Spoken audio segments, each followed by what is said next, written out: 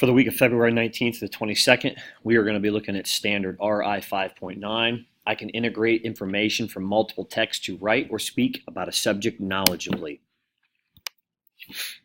So why should we look at multiple resources when we are writing or reading? So there's several reasons to do this in real life.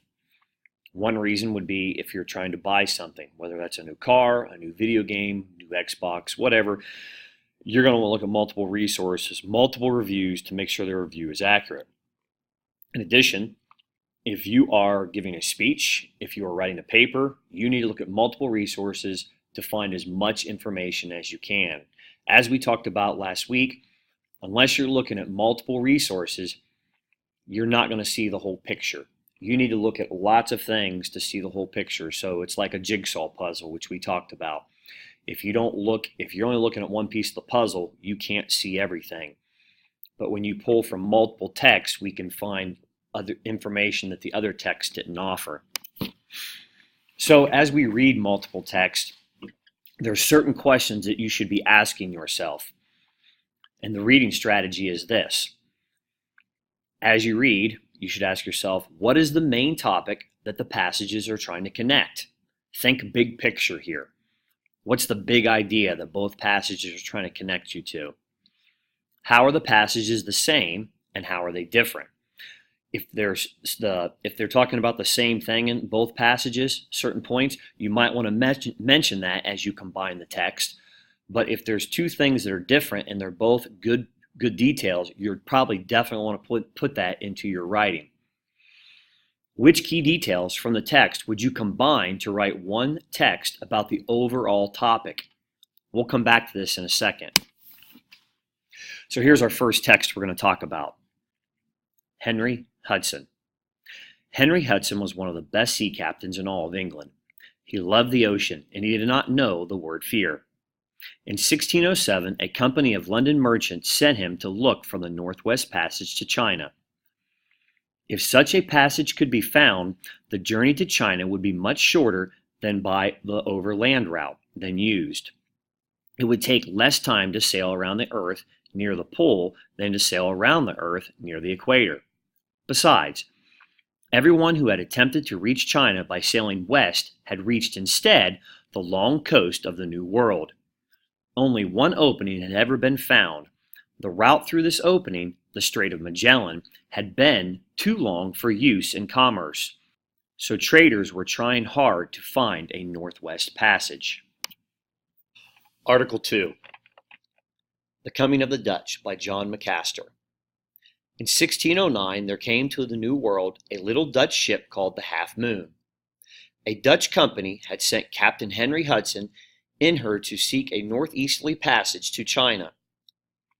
Driven back by ice in his attempt to sail north of Europe, Hudson turned westward. He came at last to Delaware Bay. Up this the Half Moon went a little way, but grounding on the shoals, Hudson turned about. He followed the coast northward and sailed up the river now called by his name. He went as far as the site of Albany. Then, finding that Hudson was not a passage through the continent, he returned to Europe. What we're going to do now is we're going to answer a few questions about the two articles we just read. Here's the first question. Which article identified the name of Hudson's ship? And the answer here is The Coming of the Dutch. In which article did a company want Henry Hudson to find the Northwest Passage? And if you guys remember, that was Henry Hudson.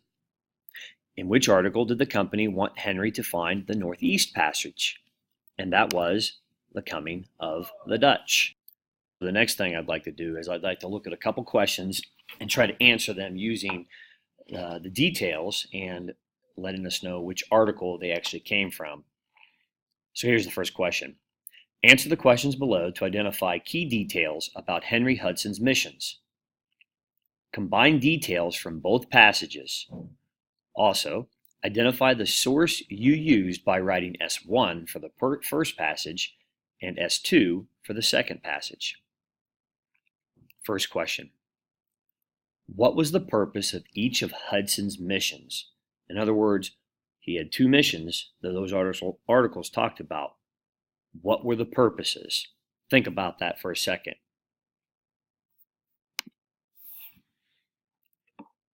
Here we go. He was trying to find an easier and shorter route to China. That came from Article 1. First, and that was the purpose of both of his journeys. First, London merchants sent him on a mission to find the Northwest Passage. That came from Article 1. And second, a Dutch company asked him to find the Northeast Passage. And that came from Article 2. Second question. Was either of Henry Hudson's missions to find a new route a success? Explain using supporting details. Why either one of his missions a success? Neither one was a success. He must not have found an easier route to China in 1607, came from Article 1, because he was sent on a new mission in 1609. Article 2.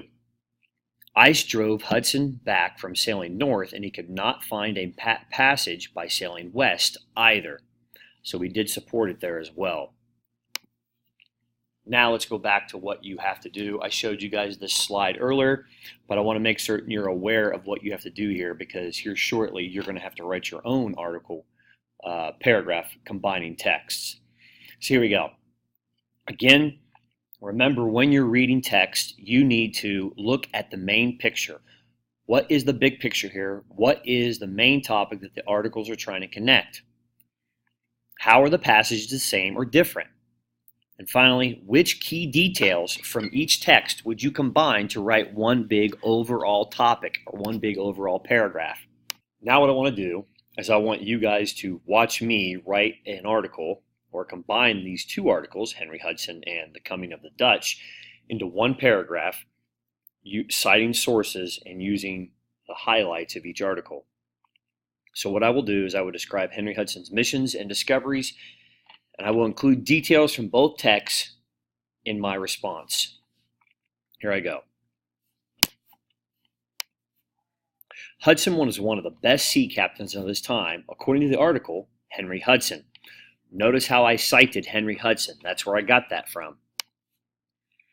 He must have been good to have failed at an attempt to find the Northwest Passage, A1, and still be hired by a different company 2 years later to find the Northeast Passage, A2. Hudson was first hired by a group of London merchants to find a shorter route to China because it took so long to go east over land, A1. In the Coming of the Dutch article, it stated 2 years later a Dutch company hired Hudson to find the Northeasterly Passage, A2.